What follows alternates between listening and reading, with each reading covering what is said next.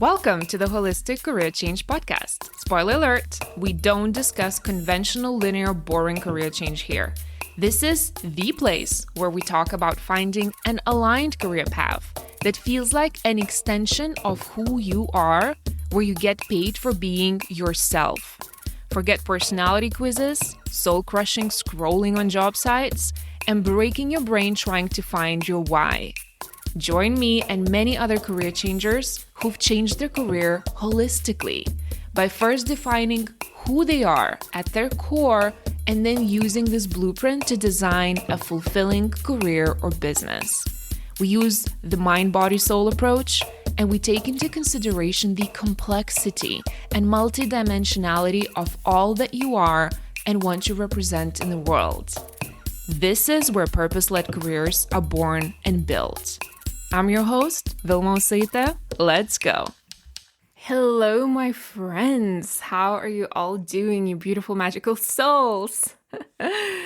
Today, I'm coming to you with such a brilliant chat with my fellow colleague and friend, Shea Ki. And by the way, have you guys noticed, if you've been listening to the podcast for some time or from the very beginning, I'd love to hear from you if there's someone who's been listening from episode 1, but I don't know if you've noticed, I'm trying to cut down my catch-ups at the beginning of the episode. So I don't do long intros anymore. If you listen to my older episodes, it would be like 15 minutes telling you about my travels and, me complaining about summer because I have summer depression and talking about the weather and all the things. And lately I feel like, who has time for that? Like, we ain't got any time. Let's just get to the point. So let me know if you want me to bring back some of my intros, if some of you actually enjoyed them. I don't know. Lately, I've been just very annoyed myself with long intros. So I'm like, yeah, let's just get to the point. So before we get into the episode, a little bit of a backstory. So some of you already know, and some of you who are new to the podcast may not know this, so I thought I'm going to give you a little bit of the background. So late last year, I launched the Lightworker Archetypes and the Lightworker Assessment, and it's essentially my take on helping curious career changers who suspect that they are here to impact, to support others, to be of service, right? So think coaches, healers, just in general light workers, even if not all of them call themselves that yet. And the archetypes and the assessment was built basically upon this universal archetype theory and a decade of myself closely working with a lot of career changers who were interested in healing fields or healing adjacent fields. So essentially healers, to help them finally see their gifts in black and white. That was a big chunk of what I would do one-on-one in my private practice. So if you too perhaps are someone who already know deep down that you're meant to help people, and maybe you've even felt it for years as part of your purpose, but what I've noticed, what would trip people up all the time is not necessarily that calling or believing that calling, because the calling is going to keep calling. That's the thing about it. It just grows stronger and stronger and stronger with every passing year. So that was not the problem. The problem that I've noticed that a lot of people needed help with is the shape of the calling or the vehicle of how am I meant to impact, because I'm so interested in so many different healing fields. And as light workers, we are endlessly curious. We're interested in astrology and energy work and typology systems and different therapy approaches and somatics and physical well-being and herbalism, right? We're curious about it all. So a lot of the times what I've noticed is that people get really confused of like, what is my path? Or perhaps how do I combine these different modalities and make it make sense for me? So they would doubt themselves a lot. Am I a healer? Am I a teacher? Am I the guide? Am I a shamanic practitioner? Am I a therapist? Am I an alchemist? Right? So women would sit in that, I know I'm meant for this, I just don't know which lane is mine. And they would sit in that feeling for so long, dabbling into different modalities. And if you're someone who is like a serial course collector, you would know this. So they would sit in not knowing, and then they would end up burning out because they would be chasing a path that was actually never theirs to begin with. And seeing that, I kept on looking for a tool because, when I work with people, the way that my gifts work and my intuition works, I'll get downloads and visuals for people. And I would kind of combining more traditional career coaching, more conventional career coaching strategies with my intuition and with the downloads that I would get, I would help them find that aligned path that would end up working for them, or that aligned path for the season at least. However, other people who perhaps don't have access to coaches, they would be very confused, right? And I kept on sitting on this idea of like, okay, I need to find a tool that would help lightworkers and healers identify aligned modalities and a business model. So I wanted to take it one step further, not only the modality of like, okay, you should do somatics, but also what is the business model that works for your gifts. And then I realized there are archetypes, and I realized that using archetypes, I can build up, right, the system that would help them untangle all of this. So essentially, this assessment that was born, it maps your Lightworker archetype. So think of it as like your natural way of leading and healing and building. And it helps you identify your primary and secondary archetypes. And I always say lead with those because you're going to have access to all the other archetypes, but you should not necessarily build a business around them because you have, and in the conversation, and please listen to the end, it's really, I think, especially if you're interested in a healing work and you are thinking of starting a business, I really think that will clarify a lot of question marks for you. So with this assessment, instead of guessing your way into a business model that perhaps will end up draining you because you may choose the right modality, but if your business model is wrong, you're not going to last. You're going to drop. You're going to burn out. You're going to think that you need to change careers again, right? So with this assessment, you're going to build the one business model that actually was wired into you already and it's attached to your archetype. And it takes minutes, but the clarity can be lifelong. It can be sustainable clarity for you and your business. And there are so many examples of this. For example, if someone is primarily a teacher archetype, say that's the primary archetype, building a business model, which is predominantly one-on-one work, like say coaching, it's not going to work for them. They're not built, they're not designed, they're not wired for deep containers. They're wired for research, and they're usually endlessly curious, and they want to deep dive into a topic, and then they want to move on, right? So the business model for them is more courses, is more memberships, is more sharing the knowledge or packaging the knowledge or translating the knowledge and moving on to the next topic that sparkles. And I think I have a few episodes, if I recall correctly, on this podcast where I do introduce Lightworker archetypes, but I thought it was very nice to do a little bit of a refresher, especially for those of you who forgot about it or who are completely new to this work, right? So if you haven't taken the assessment yet, or if you'd like to take it again, and by the way, if you have taken it before, but maybe you don't remember the results, I would encourage you to take it again, because what I'm noticing with this assessment and a lot of other assessments, sometimes the archetypes will shift slightly. Say primary will exchange spots with secondary. They will shift depending on our season and our life stage. So what I'm going to do, I'm going to drop the link in the show notes so you can take it again. So going back to the episode. So once Shea Ki heard about this archetypal system and assessment, she had questions and she wanted to dig in as a light worker herself in particular. And, she wanted to know what is for, who is for, why I built it, how I built it. And that's what essentially today's conversation is about. Shea Ki is brilliant. First of all, she is a ray of light and sunshine. And I'm so excited that you will get to experience her energy. She's just like that all the time. It feels like she's just like this fluffy cloud of light. But she's also a board certified coach. She's a mom of 2, and she is the voice behind the inner work chats. And, she's got masters in counseling, over 15 years of experience in supporting people.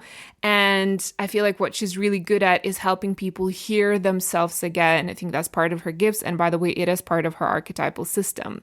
And she helps them trust the voice and let it lead the real change. And by the way, she's also a holistic career changer herself. So I feel like Shea Ki really, really knows how our work can evolve together with us. And sometimes it will require us to change a title or to completely change a business model. And she also has, like I mentioned already, amazing show called Inner Work Chats, where she chats about all things inner work underneath our outer upgrades. So please check it out. I'm going to leave some links below. Check it out because she also interviews some amazing people. So without further ado, here's our chat. Enjoy. I'm wondering, have you ever walked away from a conversation and felt so aligned and full of light from the inside out? It's the best, right? Every time I get to share space with Velma Yusate, I feel that. Getting to be in her energy makes me feel like a kid in a candy store filled with all my favorites. That's why I'm beyond excited to bring you this new episode of Career and Life Momentum Chats. You'll get to hear from one of the most intriguing, experienced experts on alignment and life purpose. And in case you didn't know it yet, Velma is also the host of the top-rated and award-winning podcast, Holistic Career Change. All the way from her home base in Lithuania in Europe, Velma chose to generously share her time and soul-sparking guidance with us. So maybe you've been resisting that inner nudge that wants you to notice your calling as a healer or light worker, or perhaps you know someone in that struggle. This episode is likely the divine breadcrumb many have been waiting for to cross their path. Enjoy. I get the privilege to do certain things in my workday that really spark my soul. And today is one of those days because I get to sit here with you, Velma, and talk about some of the amazing things that you're doing in the world. And so at first, I just wanted to welcome you to Career and Life Momentum Chats. I literally just have the yummiest chai tea today. I hope you brought something for yourself. It's like a little virtual coffee shop kind of vibe here. I love it, Shea. Thank you so much for having me. I'm so excited to be connecting with you and co-creating whatever wants to come through us today. Yes. You, first of all, I cannot, when I put this out there, I'll have some other introduction about you, but I have to mention how I have already been served by your incredible podcast, Holistic Career Change. It is one of those ones that even though I love my work, I still turn to it for some grounding, perspective, tools that will bring me clarity. And part of it too is because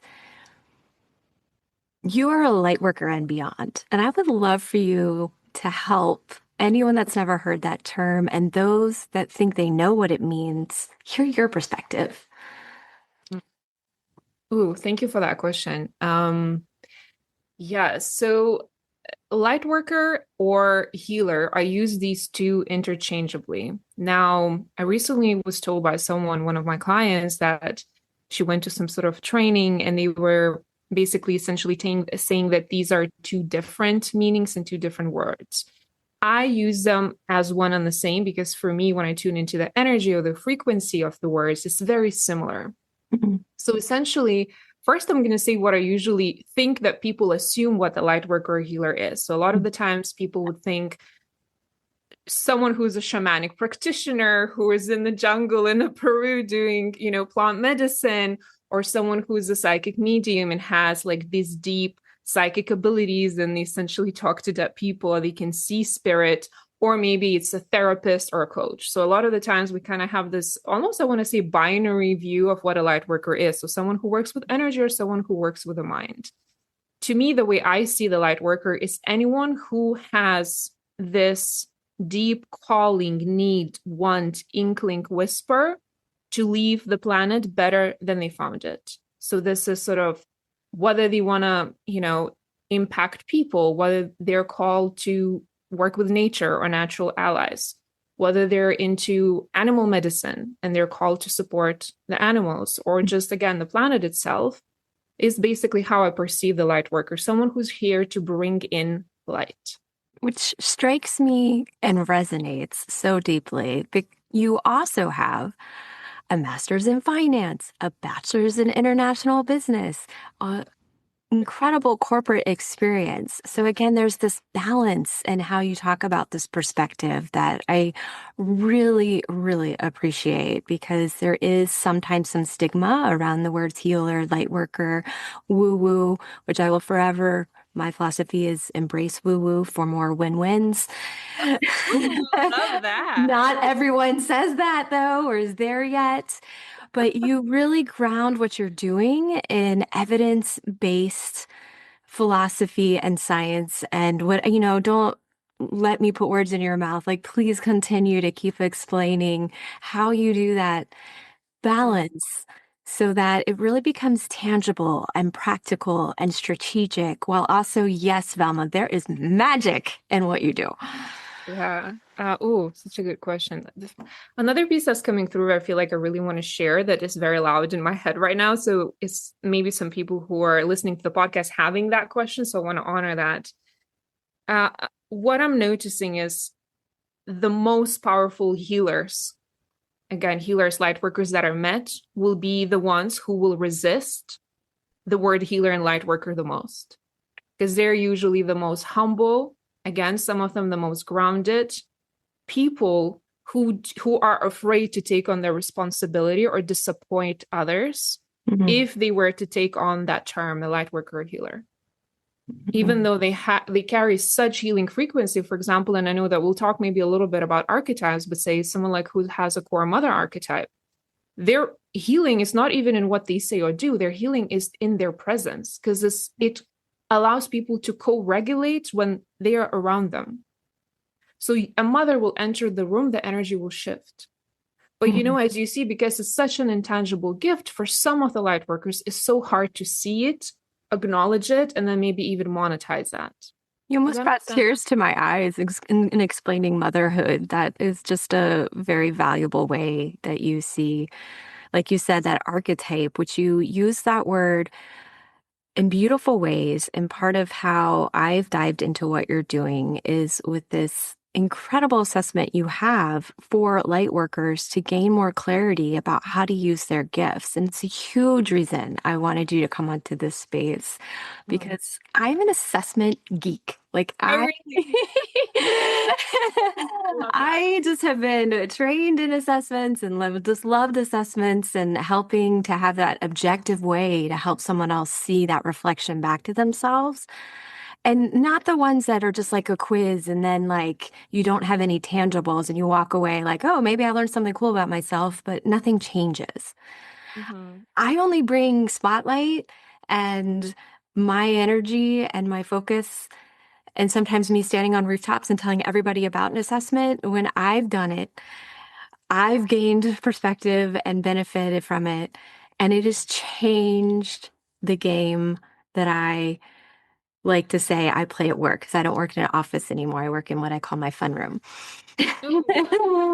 And so you're a light worker assessment, and wherever you want to start with that, because I am just going to enjoy my tea and hear what you want to say. Yes, and I definitely want to talk about your archetypes once I introduce the assessment, okay? Because I found that fascinating as well. The reason why the assessment was born, to put it simply, is because I couldn't find that assessment. I needed that assessment for my clients, and I'm sure you can resonate with that. Sometimes we have amazing tools out there, and you probably, just like myself, we lean on different modalities and tools, and we have so many in our toolbox. But basically how it all started, and again, I want to give caveat and thanks, because when we talk about archetypes, even though it was sort of birthed through me, it's not my creation in a sense, because archetypes are everywhere, right? Archetypal nature is encoded in our DNA, whether you look at it through the work of Carl Jung, who studied collective conscious, right, or unconscious, whether you look into epigenetics and they talk about how the experience of our ancestors leave a mark in our DNA. So really, archetypes are everywhere. The way that I kind of took it all in and translated that for the light workers. Okay, so I also want to honor that this is not my creation per se. I lean and I stand on the shoulders of people who discovered that before. And in general, just the essence, the energy, the knowledge that's in the collective. Which So to that's the me only creates a more helpful tool. So thank you for thank you. surrendering and allowing help Yeah. from all the different ways that you bring it in. Thank you. Yeah. Well, thank you for thinking. I didn't want to. I'm very rebellious. I didn't want to do the work. If I can find a tool, usually I will lean upon it. I'm gonna I pull like on that it. you said born, like we've talked about how this assessment was born, because it truly, truly sounds like Good beyond a birth. labor of love. Like this was such a co-creative Yes. growth, pains and all experience. And I Oh, can tell from the way the results come and how the communications flows depending on what your results are, how tedious yes. but also detail oriented, and how you must have done so much self-care in order to help that creation come through. So Thank again, you I for just saying that. appreciate that. Thank you for saying that. It wasn't easy. I'm impatient. I'm Aries sun. We like things quick. Okay. So like it was Yes. like an elephant a pregnancy. It was long. But essentially how it was born, and obviously I need to thank my clients because I've been observing them for so long and they also gave me a lot of data to put into the assessment. But basically, long story short, when I started my work as a coach nearly 10 years ago, I started as a life coach. I very quickly learned that I'm really not interested in a lot of things apart from purpose and alignment. Learned the hard way by sitting in sessions, and talking to different people. And every time they would talk about alignment or purpose or changing careers, I would light up and be like, oh, there's something there for me. And Mm. then very quickly, I pivoted into career change work and alignment and purpose work. And what I started noticing that most of the people who would find me were the ones who wanted meaning, fulfillment, impact. And I was like, oh, that's really interesting. Obviously, financial considerations are important. We do have bills to pay, but I would not really attract people to whom it was the main driving factor. And then I realized that the people who are looking for meaning and fulfillment, they were also moving mostly into some sort of healing or healing adjacent careers. And I'm like, oh my goodness, they're healers, they're light workers. How interesting that they're coming through. Most of them were misaligned, and maybe that's where your audience resonates with that as well. Most of them were misaligned and extremely burnt out. And they were not Mm. burnt out because they were busy or because it was strenuous work. They were burnt out because it's almost like the soul is suffocating when it's stuck too long in misalignment. And that, Been there, felt that, totally agree. yes, Mhm. example of that. And then it will show up in a lot of physical, mental, emotional symptoms for people. Is like the body is always communicating when something is off, right? So I would get a lot of these people. And then I would realize that they're choosing healing paths. So my job was to help them find the most aligned healing path. So then I eventually developed the holistic career change process where I at first used more traditional career counseling tools. Then I infused astrology, elemental magic, numerology, and sort of created this process. Mhm. And then it did serve a purpose, but I was like, I'm missing like something else. I'm missing an assessment to help them pinpoint the core healing gifts quicker than I can do with all of these, all of my process. And then little by little, I realized I got a download about the 4 healing pillars that we have in the healing world. Now when you go on Instagram, you're like, oh, there's somatics, there's energy work, there is coaching, right? We have so many amazing modalities. And people get so lost and confused and overwhelmed of like, but which one is mine? Because I'm interested in all of them. Mm. And maybe you resonate with that too, because as healers, we're so curious about like, oh my goodness, we want to try this and we want to try. And sometimes it leads to, oh, now I need to go get this certification. Oh, I should go get this training. Oh, I should go over here. Like I'm not enough yet. And I know you see that too with people that the information wasn't there to help them really appreciate who they are right now and what services they could bring to others before. I'm not saying like trainings and things like that aren't important because they are. I make sure to do those every few years for sure to make sure I'm not getting in the way of my clients evolving. Mhm. However, it can keep a lot of people stuck in getting more. So just, like it sounds like you heard that call too of just You almost save people money because an investment and time because that search doesn't have to take so long and it doesn't have to be so many more new classes and so many more new gurus or teachers they think they need to get up to their level in order to serve. Thank you for bringing that up. Exactly. I feel like getting one or two certifications makes sense. We do want to be grounded in knowledge and tool in certain procedures and ethical practices, of course. But when it comes to the fifth and the sixth and the seventh, that is just a fancy avoidance strategy. That really Mm. is about me not trusting in myself, not trusting in my gift, and looking for manual that is going to work for me. Because really, if we look at our lives, like from the day that we were born, is family, there are rules, kindergarten, there are rules, school, we're getting a manual, university, we get a manual. If you get good grades, you're going to get a better job. I get a better job, there are rules. If you do this, if you do overtime, if you work hard, you're going to get promoted or not. But we know what the rules are. The And then checklist. suddenly, Yes. The gold stars. the gold star is the checklist, right?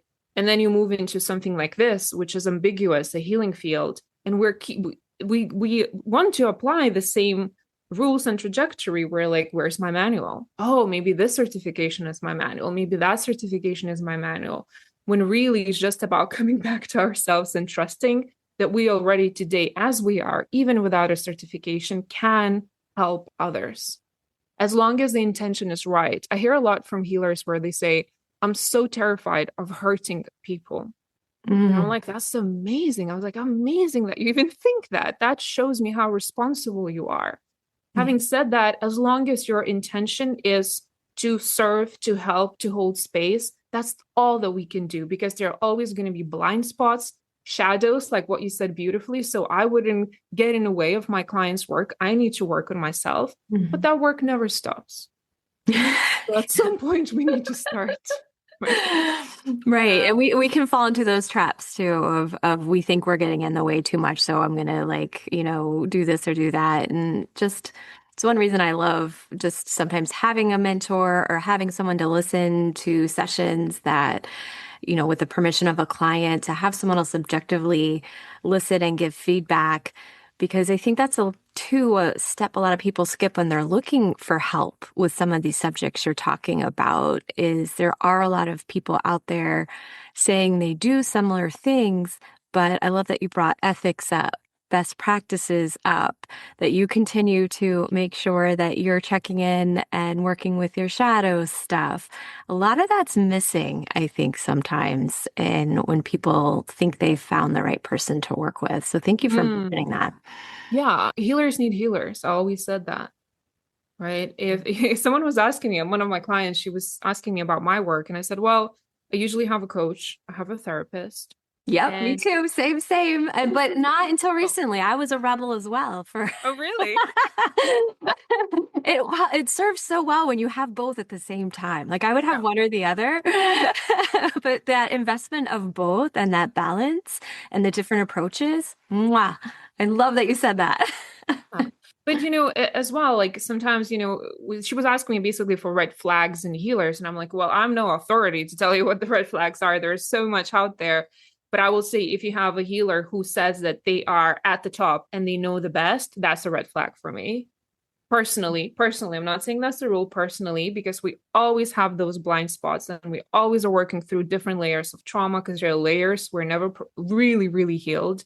Mm. Or if someone has like, five advisors and 500 courses, that's also a red flag for me because, again, that shows me that they do not fully own and trust. But there are people to whom, again, bringing back the archetypes, there are people like a teacher, which is a very beautiful archetype, to whom it is aligned to always be moving on to the next subject and next thing because it's part of their DNA to learn and share and move on. Right. So we also want to discern when it's really aligned for us to be learning a lot and when it really is just us trying to fulfill a void, right? Or like Right. So when pretend. you get your results from your assessment with teachers, because it has is it 12 archetypes? 10. 10 archetypes, you get to see which ones kind of, I know for mine, there was like, I get a little overwhelmed when I get back a lot of information. So I love how simple you keep it. And yet it's powerful and concentrated. And so it was very clear, well, where is that teacher archetype? I know it's in there somewhere, but it just helped me understand, do I prioritize that or not? Or where is that mystic archetype? Where is, so archetype, more, more, more. What else do you want to say about them? Because the way, Yeah. and the art that you've put visually for Yeah. each one makes me swoon. Oh, really? Oh, thank you so much. I really love it as well. I'm like, I wonder if people love it, but also I don't care because I love it so much myself. And that's the best gifts to the world, Like when you do drop that, it doesn't matter what they think. I love it. I'm sharing this. And that's Yes. the energy that just radiates Yeah. from the beautiful. And sometimes I like this word Glennon Doyle has, brutiful, where you combine brutal and beautiful Mm. together, because again, that shadow isn't something to avoid. And I think in your art as well, we're seeing an embracing of that. I don't know if you Oh, want to talk yeah. about that more. Or... Yeah. Okay. I love that. One piece that I also want to talk about real quick. Again, I want to always do justice and say that there's no hierarchy in Mm. archetypes. Some Yes. people may think like, oh, mystic is such a sexy archetype. I wish I was a mystic, right? They're like, no, like each archetype is uniquely gifted and they are like that for a reason.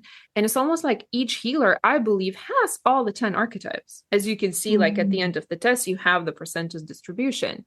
So it's almost like the example that I like to give is imagine like you have all of us have same 10 ingredients, but the quantity of the ingredients that we will put in is what differs. And then the result, like if you're baking something, right? So if you put more flour, you'll have biscuits.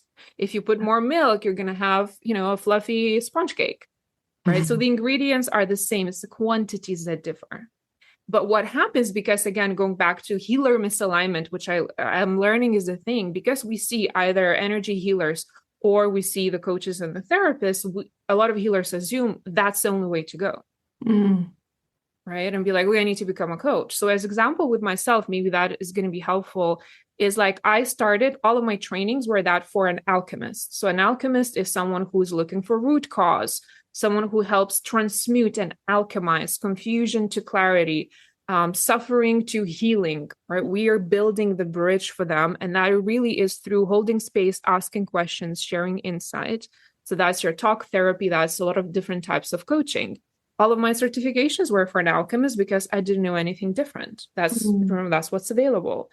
Until I started developing an archetype, the system, and I'm like, oh, I'm a mystic as primary, as an architect as a secondary. And my alchemist is only the third one, but I'm leading in my practice as an alchemist. Fascinating. Right? But these are not my core ingredients. Mm. So like an alchemist is not my core. So then, like, even I always say, like, this system that I built is a very good example of what a mystic architect would do. So you channel and then you build it into a system and a framework, because architects build systems. And you're working with your strengths, your natural essences, and not working against yourself and it taking longer. And yes, it's a creative process. So in that process, we're still going to hit frustration. We're still going to hit quote unquote failure. But that's just part of the process. Like there's so much on the other side when you have the support to get there. And some of that support is really knowing who you really are, remembering what's been kind of taken away or buried or conditioned. And it is again why I can sing about this assessment from the rooftops, because it truly gets to that core. Mm-hmm.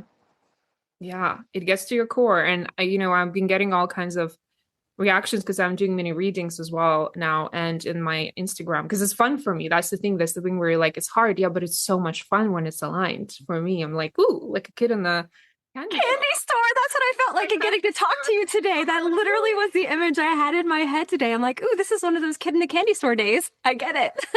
Exactly how I feel. I'm like, ooh, tell me your archetypes, because you're birthing something. You have no idea. Like, it takes a life of its own. This assessment is not mine anymore. So I'm just like sitting there, taking my popcorn out and just looking how it's landing with people and what's happening. So and you give that gift right back. If someone shares their screen of results, it's so easy to just take a screenshot when yeah. you get the email and they send it to you. The playfulness, yet really it's expertise and that mix of ancient wisdom that you infuse in all the practical things that you're doing at the same time. And you drop this voice message that is like a multivitamin for my soul when you were giving me my results recently. And it also reminded me, because I think my secondary was what you were just talking about, alchemist, which I Mm-hmm. thought was striking. Because can I read you my favorite poem ever? Yeah. Because you're like, did this resonate? Well, you tell me after you hear this. This is by Donna Markova. Okay. Says, I will not die an unlived life. I will not live in fear of falling or catching fire. I choose to inhibit my days, to allow my living to open me, to make me less afraid, more accessible, to loosen my heart until it becomes a wing, a torch, a promise.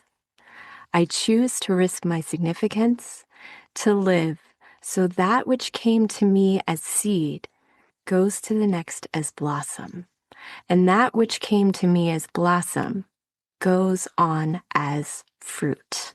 Yes, that's beautiful. Thank you for sharing. Again, that's I mean, just from this beautiful book I read many, many years ago, but I had only recently remembered.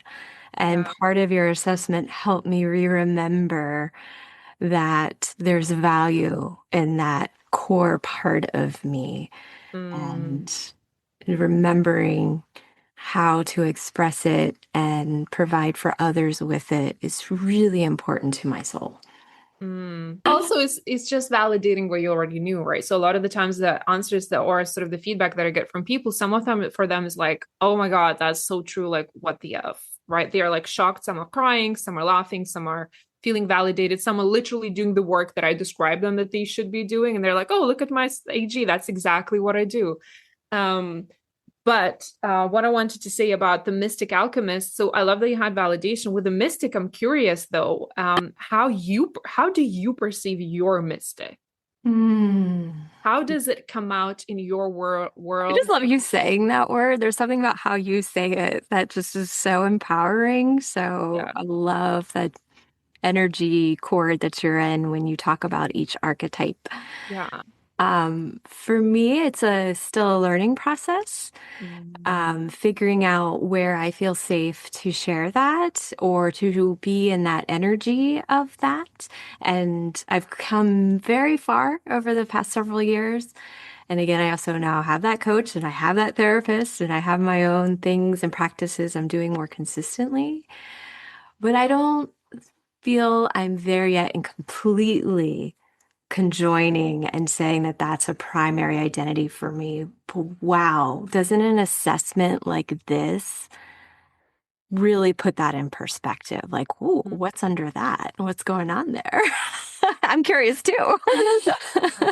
Yeah, because that expression is like forever evolving. We're always evolving. The expression and how we show up will change, but maybe it's a beautiful invitation for you to lean into that. Because I know for a lot of mystics, it's such and obviously there are, different clears that we have. We have clear cognizance, clear audience, and we lean towards one or the other or all of them, some of the most powerful mystics. It's scary to lead with that, going back to like woo woo Mm. win win, because again, if I come from career coaching and then banking background, so for me it was such a scary thing to lean on it for the longest time. I remember once I tell a story, I had a psychic reading with a shamanic practitioner, and that was at the beginning of my work, and I was a career coach, and she was like, well, you're not really being honest with your clients, are you? And I'm like, excuse me. Like, she's like, what Wow. are you talking about? She was like, well, you're highly intuitive. So a lot of the time when you think you're coaching, you're really just listening to your intuition and you're asking very specific questions that are you almost get a download. And Yes. I remember I was so triggered by that. I'm like, who are you? Why are you telling me who I am? I got very resistant to that because I was afraid to lean into that. I was not ready Mm. to embrace that. Thankfully, my therapist is also a shaman. How lucky am I? So I am going to play with that whole thread right there with her because I also think when you're given a gift, like a reflecting moment like that you give us in this assessment, There's some things I might take as an assessment and not ever work with again. But like I said earlier in the episode, there's certain assessments that I know I'm going to stay attached to for a while in a good, healthy energy space, not attached to like, oh, I need this for some reason or some purpose. But hey, there's some really good work and co-creative things to do with this information that'll just continue to spark up my soul and keep me going on this journey that, as you can tell from that poem, I'm all in for.